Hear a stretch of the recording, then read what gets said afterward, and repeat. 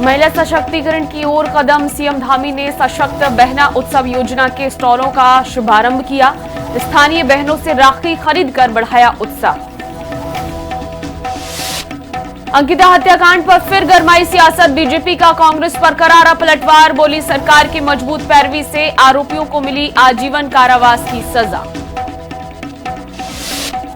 प्रदेश के 912 सरकारी स्कूलों में शौचालय नहीं है, कांग्रेस ने सरकार को घेरा, बोली स्वच्छ भारत मिशन के दावों की खुली पोल।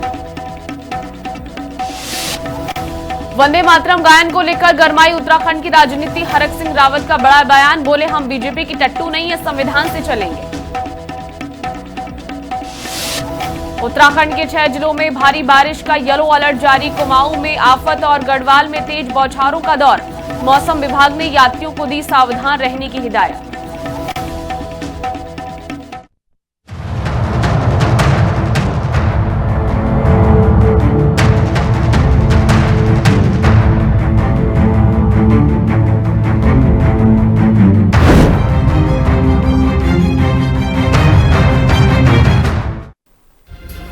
नमस्कार, हिंदी खबर देख रहे हैं आप और मैं हूं आपके साथ मीनाक्षी सिसोदिया। देवभूमि उत्तराखंड में पलायन रोकने और ग्रामीण अर्थव्यवस्था की मजबूती की दिशा में धामी सरकार कई सराहनीय कदम उठा रही है। चाहे लखपति दीदी योजना को बढ़ावा देना हो या हाउस ऑफ हिमालयाज ब्रांड के तहत लोकल उत्पादों को राष्ट्रीय पहचान दिलाना, सूची बहुत बड़ी है। आपको एक रिपोर्ट में दिखाएंगे। देवभूमि में धामी सरकार, स्वरोजगार की बयान, आत्मनिर्भरता का मूल मंत्र, ग्रामीण अर्थव्यवस्था मजबूत, लोकल टू ग्लोबल फोकस, स्थानीय उत्पादों को बाजार, हाउस ऑफ हिमालयाज उत्तराखंडी उत्पाद की पहचान, हर हाथ में रोजगार, अंत्योदय परिवार का कल्याण, विकास का पथ, तेज गति से दौड़ता उत्तराखंड। अपने इस संकल्प पर काम कर रही उत्तराखंड की डबल इंजन सरकार अब स्वरोजगार प्लान पर काम कर रही है। पीएम मोदी ने सिस्टम को 3 अहम मूल मंत्र दिए हैं: vocal for local, local to global और आत्मनिर्भर भारत। पीएम मोदी के दिखाए रास्ते पर चलते हुए उत्तराखंड के सीएम पुष्कर सिंह धामी ने अब रिवर्स पलायन रोकने का रामबाण तोड़ ढूंढ लिया है। पलायन हमारे लिए हमेशा एक चुनौती रहा है, लेकिन इन सालों में रिवर्स पलायन बहुत तेजी से हुआ है। लोग अपने अपने गांवों को जुड़ रहे हैं, अपने अपने घरों को वापस लौट रहे हैं, अपने स्थानों पर रोजगार स्वरोजगार कर रहे हैं और उसमें सरकार की भी बहुत सारी योजनाएं काम कर रही हैं। चाहे मुख्यमंत्री स्वरोजगार योजना हो, हमारी जो पंडित दीनदयाल उपाध्याय होम स्टे योजना हो, पर्यटन की योजनाएं हो, अनेक विभागों एमएसएमई की योजनाएं हो, उन योजनाओं के माध्यम से लोग रोजगार स्वरोजगार कर रहे हैं। जो भी उद्यम वो करना चाहते हैं, हमारे प्रवासी भी बड़ी संख्या में इससे जुड़ रहे हैं। सरकार उनके साथ खड़ी है। उनके प्रोत्साहन के लिए बहुत सारी हमारी योजनाएं हैं कि उनको अपने घरों पर आकर रोजगार करने का जो अवसर देंगे। उत्तराखंड के गाँवों में रहने वाले स्थानीय लोगों की मेहनत को पहचान मिलेगी, आमदनी बढ़ने से जिंदगी बदलेगी, पहाड़ की संस्कृति से देश और दुनिया रूबरू होगी। धामी सरकार का संकल्प, लोकल प्रोडक्ट, ग्लोबल पहचान, पहाड़ की मेहनत, देवभूमि की संस्कृति, परंपराओं का संरक्षण और मिट्टी की खुशबू, ग्रामीण विकास, लघु एवं सूक्ष्म मध्यम उद्यम, खादी और ग्रामोद्योग और भाषा विभाग सीएम धामी के सपने को धरातल पर उतारने की जिम्मेदारी संभाल रहे हैं। स्वरोजगार मिशन के तहत कई बड़े कदम उठाए जाएंगे। स्वरोजगार की दिशा में कदम, ग्रामीण हाट, विपणन केंद्र, collection centre, agri service centre. Uttarakhand सरकार का मकसद है कि किसानों, महिलाओं और छोटे उद्यमियों को उनके उत्पाद का बेहतर बाजार और उचित मूल्य मिल सके। स्वरोजगार योजना का फायदा, उत्पादों को बेहतर बाजार और उचित दाम, किसान, महिला, नौजवान और उद्यमी खुशहाल, पलायन रोकने की दिशा में बढ़ते कदम। कैबिनेट मंत्री भरत चौधरी ने जानकारी देते हुए बताया कि ग्रामीण क्षेत्रों में बुनियादी सुविधाओं के विस्तार के साथ स्वरोजगार और छोटे उद्यमों को मजबूत किया जा रहा है। खास तौर पर महिलाओं और युवाओं को आर्थिक रूप से सशक्त बनाने पर जोर है। उत्तराखंड में अब तक 3 लाख से ज्यादा महिलाएं लखपति दीदी बन चुकी हैं।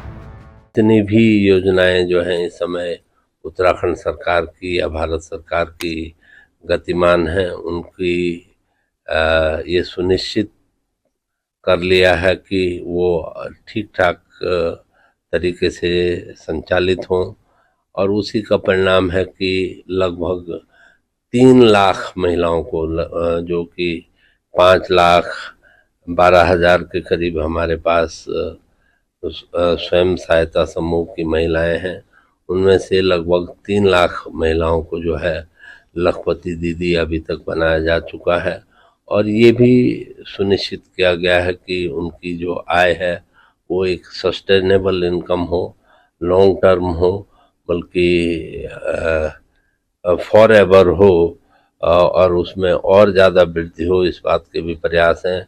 राज्य सरकार की योजनाओं का असर ग्रामीण स्तर पर भी दिखाई दे रहा है। बड़ी संख्या में राज्य से पलायन कर चुके लोगों ने रिवर्स पलायन कर खुद का स्वरोजगार शुरू किया है। मुख्यमंत्री उद्यमशाला योजना हो या फिर राष्ट्रीय ग्रामीण आजीविका मिशन, कई लोगों का जीवन स्तर सुधारने में रामबाण साबित हुए हैं। ग्रामीण अर्थव्यवस्था को मजबूती, मुख्यमंत्री उद्यमशाला योजना, 13,000 से अधिक उद्यमियों को सहयोग, 8,000 से ज्यादा महिलाओं को स्वरोजगार, राष्ट्रीय ग्रामीण आजीविका मिशन, 5 लाख ग्रामीण महिलाएं, स्वयं सहायता समूह सदस्य। स्थानीय उत्पादों को देश के बड़े बाजारों तक पहुंचाने के लिए धामी सरकार का एक खास ब्लूप्रिंट भी तैयार है। सरकार ने एक अम्ब्रेला ब्रांड तैयार किया है जो देवभूमि के दमदार उत्पादों को एक नई पहचान देगा, स्थानीय लोगों की आमदनी को तेज गति से बढ़ा देगा। बहरहाल ग्रामीण इलाकों में रोजगार को बढ़ावा और स्थानीय लोगों के चेहरे पर आत्मनिर्भरता की मुस्कान देखने की सरकार की उम्मीद कितनी कारगर साबित होगी। स्वरोजगार की दिशा में उठाए गए कदम क्या रिवर्स पलायन पर अंकुश लगाने में मील का पत्थर साबित होंगे, ये तो आने वाला वक्त ही बताएगा। देहरादून से शुभांगी भट्ट के साथ ब्यूरो रिपोर्ट, हिंदी खबर।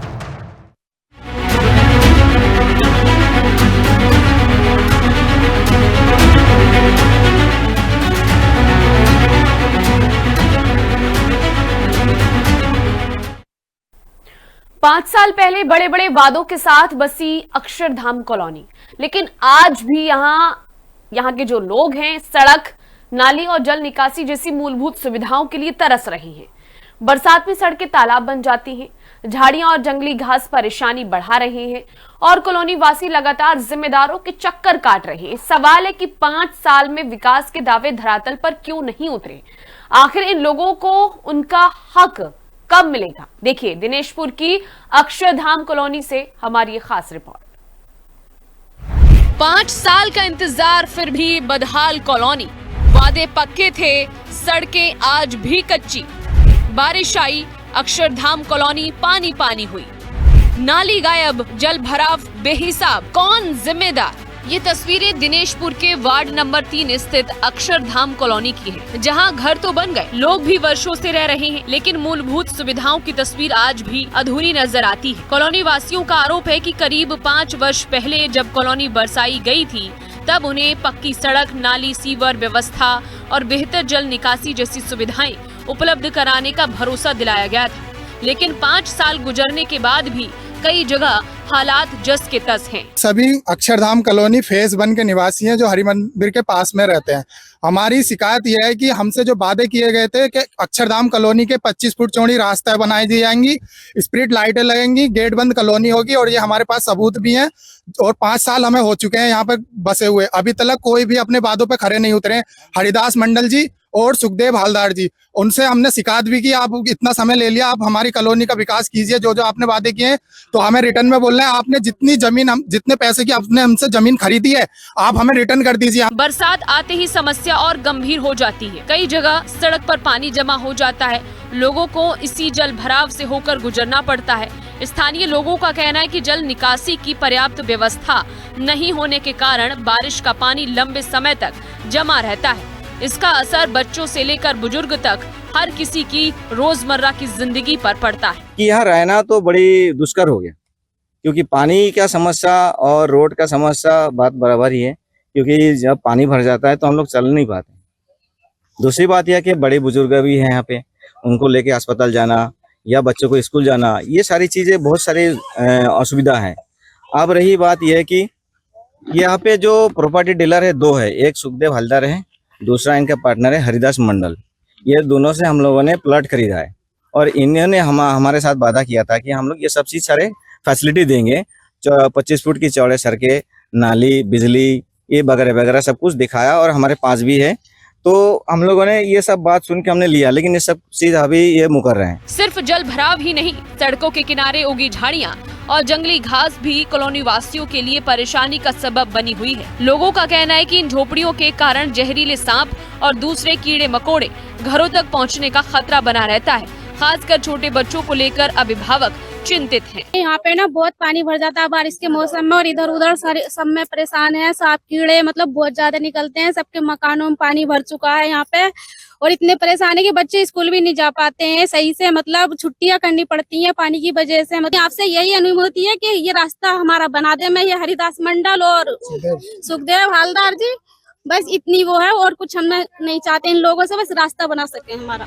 कहीं सड़क अधूरी दिखाई देती है तो कहीं नालियों का अभाव साफ नजर आता है। यही वजह है कि बारिश के दौरान पानी की निकासी नहीं हो पाती और रास्ते कीचड़ और जलभराव में तब्दील हो जाते हैं। कॉलोनी वासियों का सवाल है कि अगर कॉलोनी बसाते समय सुविधाओं का भरोसा दिया गया था तो आखिर 5 साल बाद भी सड़क, नाली और जल निकासी जैसी बुनियादी सुविधाएं पूरी क्यों नहीं हो पाई हैं? कॉलोनी वासियों की मांग है कि प्रशासन सिर्फ कागजों में शिकायतों का निस्तारण न करे बल्कि मौके पर पहुंचकर जमीनी स्थिति का निरीक्षण करे। लोग चाहते हैं कि सड़क, नाली, जल निकासी, सफाई और सुरक्षा व्यवस्था की वास्तविक स्थिति की जांच हो। सबसे पहले सीएम है हेल्पलाइन पोर्टल है, उस पर अपना शिकायत दर्ज करवाए। वहां से भी जो भी है देखो अभी हमको मतलब वो मिल रहा है, आश्वासन मिल रहा है होगा, कब तक होगा ये तो नहीं कह सकते। फिर हम डीएम कोर्ट गए थे, वहां पे भी ज्ञापन सौंपे, उन्होंने भी कहा कि हाँ गलत है, अगर ऐसे वादा कर रखा है तो और नहीं बना रहे तो गलत है, चलो हम भी जो भी उचित कार्रवाई होगा कानून के तहत करेंगे। कॉलोनी के निर्माण और उससे जुड़े जिम्मेदार लोगों को लेकर भी स्थानीय लोग सवाल उठा रहे हैं। लोगों का कहना है कि उन्होंने अपनी मेहनत की कमाई लगाकर यहाँ मकान बनाए हैं, ऐसे में उन्हें किसी विवाद या राजनीति से मतलब नहीं। उनकी मांग सिर्फ इतनी है कि जिस इलाके में वे रह रहे हैं वहाँ सड़क हो, पानी की निकासी हो, सफाई हो और सुरक्षित माहौल मिले। हालांकि कॉलोनी वासियों द्वारा लगाए गए आरोपों पर संबंधित कॉलोनी संचालकों या साझेदारों का पक्ष अभी तक सामने नहीं आया है। करके हम घर बनाए और अब उसके पास बेच दे, ये निंदनीय बात है कि हम आप घर बेच दो लेकिन हम सड़क नहीं बनाएंगे। सड़क नहीं बनाएंगे और ये बस रोज का यही है। अरे आप विधायक लड़ेंगे तो आप 4 एकड़ का टुकड़ा का तो विकास करो पहले, उसके बाद जाना विधानसभा का विकास करने। आप यहाँ वहाँ टुक का पीछे पोस्टर लगा रखा है, पहले 4 एकड़ में करो ना, तभी हम सब जाएंगे आपके साथ मिलके कि आप विधानसभा लड़ो। हरिदास जी हम आपके साथ है, पहले आपने 4 एकड़ का टुकड़ा का विकास करो ना। दिनेशपुर वार्ड नंबर 3 में ये अक्षरधाम है। अक्षरधाम कॉलोनी के लोग अब आश्वासन नहीं कार्रवाई चाहते हैं। सवाल यही है कि 5 वर्ष बीत जाने के बाद भी इस लोगों को सड़क, नाली और जल निकासी जैसी सुविधाओं के लिए आखिर कब तक अधिकारियों और जनप्रतिनिधियों के चक्कर लगाने पड़ेंगे। ब्यूरो रिपोर्ट, हिंदी खबर। उधर चंपावत में ग्रामीण महिलाओं को आर्थिक और सामाजिक रूप से सशक्त बनाने के लिए उद्देश्य से बता दें कि USRLM ग्राम विकास विभाग द्वारा मुख्यमंत्री सशक्त बहना उत्सव योजना का शुभारंभ किया गया। इस अवसर पर वर्चुअली मुख्यमंत्री पुष्कर सिंह धामी ने सचिवालय परिसर से प्रदेश के सभी 95 विकास खंडों से जुड़ी महिला स्वयं सहायता समूह के सदस्यों से वर्चुअल संवाद किया और उनके स्वरोजगार, आजीविका संबंधी कार्यों की जानकारी ली। मुख्यमंत्री ने रक्षाबंधन पर्व की अग्रिम शुभकामनाएं देते हुए कहा कि प्रदेश की महिला स्वयं सहायता समूहों की बहनें अपने हुनर, मेहनत और आगे बढ़ने के उत्साह से न केवल स्वयं आत्मनिर्भर बन रही हैं, बल्कि अन्य महिलाओं के लिए भी प्रेरणा स्रोत बन रही हैं। मुख्यमंत्री सशक्त बहना उत्सव योजना के अंतर्गत लोगों को, जो हमारी स्वयं सहायता समूह की महिलाएं हैं, उनको विपणन के अवसर प्रदान किए जाते हैं। जब भी हमारा राखी का त्योहार होता है उससे पहले ही हफ्ते भर पहले से हम लोग स्टॉल्स लगाते हैं विभिन्न जनपद के कॉर्नर्स में, और उसमें जो महिलाएं हैं अपने प्रोडक्ट्स को बेचती हैं। इस प्रकार से जो महिलाएं हैं उनका विपणन भी हो जाता है और उनके आजीविका के स्रोत जाहिर होते हैं। माननीय मुख्यमंत्री सशक्त बहना योजना जो है उसके संदर्भ में स्वयं सहायता समूह की जो हमारी महिलाएं हैं, क्लस्टर की महिलाएं हैं, इन सभी से लाइव रूप से चर्चा की गई। इसमें हमारे यहाँ से मिसेस जोशी जो हैं वो जुड़ी हुई थी। उन्होंने माननीय मुख्यमंत्री जी के साथ संवाद किया और उनके द्वारा यहाँ पर कैंटीन चलाया जा रहा है उसके संबंध में उन्होंने अपने अनुभव साझा किए। साथ ही सभी महिलाओं ने माननीय मुख्यमंत्री जी के जो मार्गदर्शन है उसको सुना है और किस प्रकार से योजना का क्रियान्वयन और अन्य महिलाएं किस प्रकार से अच्छा कर रही हैं राज्य सरकार की विभिन्न योजनाओं से लाभ लेकर के, उसके संबंध में भी यहाँ पे व्यापक सहभागिता रही है।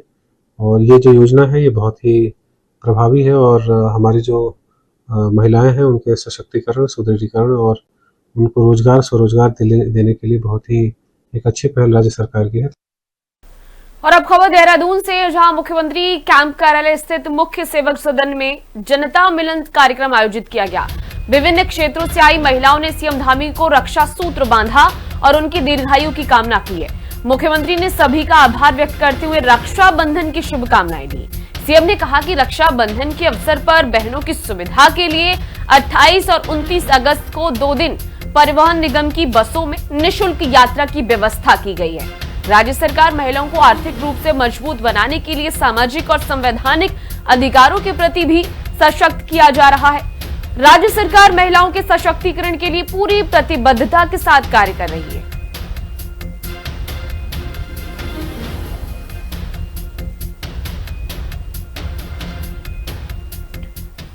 और अब खबर देहरादून से, जहां मुख्यमंत्री कैंप कार्यालय के मुख्य सेवक सदन में सीएम पुष्कर सिंह धामी ने प्रदेश के विभिन्न क्षेत्रों से आए लोगों की समस्याएं सुनी। इस दौरान लोगों ने मुख्यमंत्री के सामने विभिन्न जन समस्याओं के साथ क्षेत्रीय विकास से जुड़े विषय और सुझाव भी रखे। मुख्यमंत्री ने जन समस्याओं को गंभीरता से सुनते हुए संबंधित अधिकारियों को तुरंत और प्रभावी समाधान के लिए आवश्यक कार्रवाई करने के निर्देश दिए। सीएम ने कहा, जन समस्याओं का समयबद्ध निस्तारण राज्य सरकार की सर्वोच्च प्राथमिकताओं में शामिल है।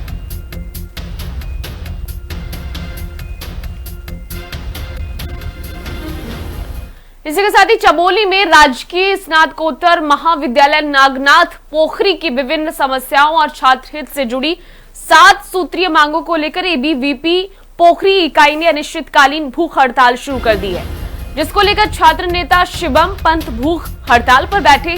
छात्रों की मांग है कि कॉलेज में एनसीसी की स्थापना, एमएससी कक्षाओं के संचालन, अंग्रेजी विषय में प्राध्यापक की नियुक्ति होनी चाहिए, एनईपी की पुस्तकें उपलब्ध कराई जाए, पैदल मार्ग के सुधारीकरण की बात सरकार करे, स्नातकोत्तर स्तर पर अर्थशास्त्र और अंग्रेजी की कक्षाएं शुरू करने, साथ ही स्थायी प्रवेश द्वार निर्माण किया जाए। ये कुल मिलाकर 7 सूत्रीय मांगे हैं, जिसको लेकर एबीवीपी के जो कार्यकर्ता हैं वह भूख हड़ताल पर बैठे हैं। और इन भूख हड़ताल का जो नेतृत्व करता है, बता दें कि शिवम पंत, जो कि अनिश्चितकालीन भूख हड़ताल पर है।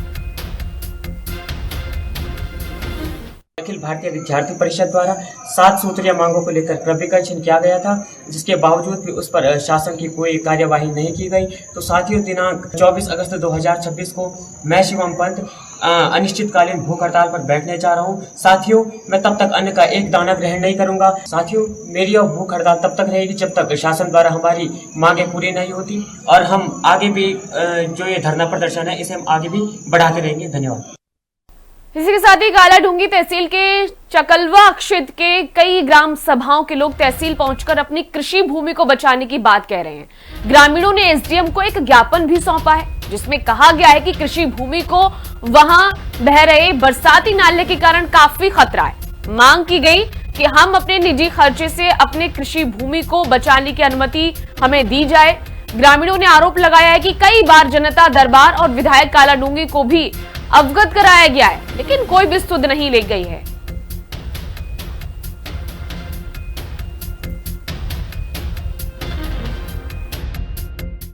आम जनजीवन बहुत, वो लोग दुखी हैं, व्यथित हैं। कई महिलाएं यहाँ पर आई हुई हैं, जिनके आजीविका का कारण केवल वही खेती है, और उनको खेतों में काश्तकारों को कृषि यंत्र ले जाने के लिए भी दिक्कत हो रही है। उनके बच्चों को स्कूलों को जाने के लिए तकलीफों का सामना करना पड़ रहा है। इसलिए मेरा विशेष निवेदन है, मैं आपके चैनल के माध्यम से शासन प्रशासन से बैठे हुए उन सम्मानित लोगों से कहना चाहता हूं कि आप इस विषय को गंभीरता से लें। कुछ किसान हैं जिनके जो अपने व्यक्तिगत खर्चे से दीवार को बना रहे हैं, और कुछ सरकार ने भी बनाई है, और कुछ पुल बनाए हैं। तो कोई भी अवैध या वैध नहीं है, क्योंकि हम लोगों का जो ग्रामीण बसा हुआ है वो नालों के किनारे ही है। जैसे 2 भाई होते हैं, एक भाई उधर एक भाई उधर, तो पुल से जाना स्वाभाविक है, या तो रफ्ते से जाएगा या पुल से जाएगा, कैसे ना कैसे जाएगा। पर हमें दुख इस बात का है, पिछले हम 2019 से लड़ाई लड़ रहे हैं एथेनॉल की। इसका है कि मानक बता रहा हूँ, उसने 100 फीट लंबी पुलिया डाली है, उसके लिए कभी किसी ने नहीं छापा। क्यों नहीं छापा? 100 फीट लंबी पुलिया डाली है और 4 फीट ऊंची डाली है, क्या उससे पानी निकल जाएगा? कहीं कहीं ये गाँव में कोई नाले नहीं है। चमोली में घर से स्कूल के लिए निकली नाबालिग अचानक लापता हो गई। परिजन काफी देर तक तलाश करते रहे, लेकिन कोई सुराग नहीं लगा। मामले की गंभीरता को देखते हुए परिजनों की तहरीर पर थराली पुलिस ने मुकदमा दर्ज कर नाबालिग की तलाश तो शुरू कर दी है। पुलिस ने 24 घंटे के अंदर ही नाबालिग को सकुशल बरामद भी कर लिया। परिजनों के और नाबालिग को हवाले कर दिया गया है, जिसके बाद परिजनों ने पुलिस का आभार जताया।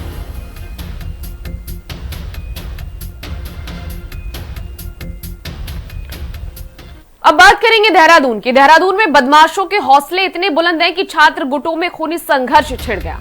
कार और बाइक सवार बदमाशों ने लाठी डंडे के साथ फायरिंग भी की है। पटेल नगर इंडस्ट्रियल एरिया से शुरू हुआ छात्र गुटों का विवाद देखते ही देखते करीब 3 किलोमीटर तक पहुंच गया, जिस दौरान एक युवक भी घायल हो गया। घटना ने पुलिस की चेकिंग व्यवस्था से लेकर हॉस्टल और किराएदारों के सत्यापन तक पर गंभीर सवाल खड़े कर दिए।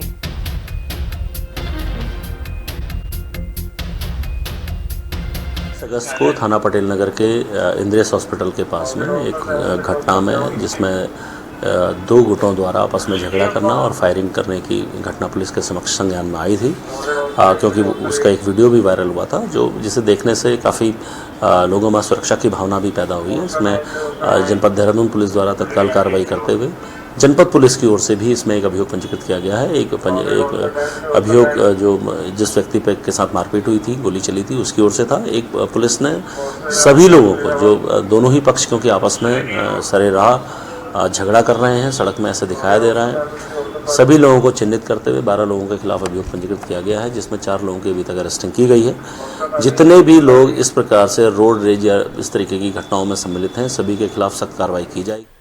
उत्तराखंड में नीति आयोग की तर्ज पर गठित सेतु आयोग राज्य के समग्र विकास और साक्ष्य आधारित नीति निर्माण को गति देने में जुटा है। सेतु आयोग के सलाहकार दिनेश अग्रवाल ने बताया है कि प्रधानमंत्री नरेंद्र मोदी के विकसित भारत 2047 के संकल्प और मुख्यमंत्री पुष्कर सिंह धामी के नेतृत्व में आयोग पर्वतीय क्षेत्रों की प्राथमिकताओं को ध्यान में रखकर नीतियां तैयार कर रहा है।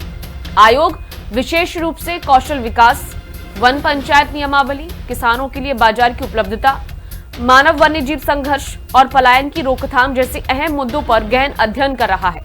विशेषज्ञों की पूरी टीम मिलकर एक व्यापक विजन डॉक्यूमेंट तैयार कर रही है, जो राज्य सरकार को योजनाओं के प्रभावी क्रियान्वयन और दूरगामी फैसलों में मदद करेगा।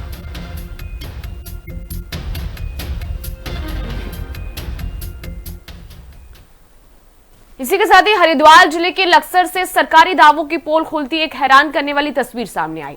प्राथमिक शिक्षा को लेकर किए जा रहे तमाम दावों के बीच हरचंदपुर गांव में जूनियर हाई स्कूल के मासूम बच्चे लंबे समय से संत रविदास मंदिर परिसर में पढ़ने को मजबूर हैं। ग्रामीणों का गंभीर आरोप है कि ग्राम पंचायत में आई लाखों रुपए की बजट राशि का बंदर बांट कर लिया गया, जिसके चलते 3 पंचवर्षीय योजनाएं बीत जाने के बाद भी स्कूल की इमारत पूरी नहीं बन सकी। स्कूल के नाम पर सिर्फ अधूरी दीवारें और उगी झाड़ियां खड़ी हैं। शिक्षा विभाग की इस घोर अनदेखी के कारण विषम परिस्थितियों में बच्चों की संख्या लगातार घट रही है। उन्होंने पैसे पर पैसा खाया है, बिल्डिंग पर ध्यान नहीं दिया है। उन्हें बचाने के चक्कर में हाई कोर्ट में चले गए। ये दूसरे स्तर से अपना निधि से काम कराते रहे। ये ग्राम प्रधान मौजूदगी का काम है। जब ये अन्य भवन में यहाँ पर रविदास मंदिर के पढ़ा रहे हैं, उन पर यहाँ जो समिति के उन पर अटेंडेंस कार्रवाई होनी चाहिए। वह बैठाने के लिए गुरुजी को जो संस्थापन दे रहे हैं, दर्जा दे रहे हैं, किससे पूछ के दे रहे हैं? शिक्षा विभाग को लेटर लगा क्या, या शिक्षा विभाग से पूछा ये हमारे पास स्कूल नहीं है? गाँव वालों को जब ये बता कि स्कूल नहीं, तो इन्होंने क्यों नहीं आज तक सरकार से गुहार लगाई? चैनैन सिंह अकेले शिकायत कर रहा है, यहाँ के प्रधान क्यों नहीं शिकायत करते आज तक? 3 साल से मैं अकेला यहाँ पर शिक्षक हूँ और अकेला ही मैं पढ़ा रहा हूँ। परेशानी तो ये है कि 30 विषय होने के हिसाब से एक टीचर अकेला कैसे संभाले, और अन्य सुविधाएं भी जो है कार्य होते हैं, विभागीय कार्य, रजिस्ट्रों के, डाक की व्यवस्था का, MDM का, और बहुत सारे अलग अलग कार्य होते हैं। सभी को अकेले को देखना बहुत भारी काम है। और मेरी जो है कई बार विनती भी कर चुका हूं मैं उच्च अधिकारियों से इस संबंध में कि यहाँ पर टीचर की व्यवस्था की जाए। और मैं यहाँ पर असिस्टेंट टीचर हूँ, लेकिन मुझको प्रधानाध्यापक का कार्य भी देखना पड़ रहा है। ये बहुत दुविधा की बात है कि हमारे यहाँ पर किसी प्रकार की कोई टीचर की व्यवस्था नहीं हो पा रही है।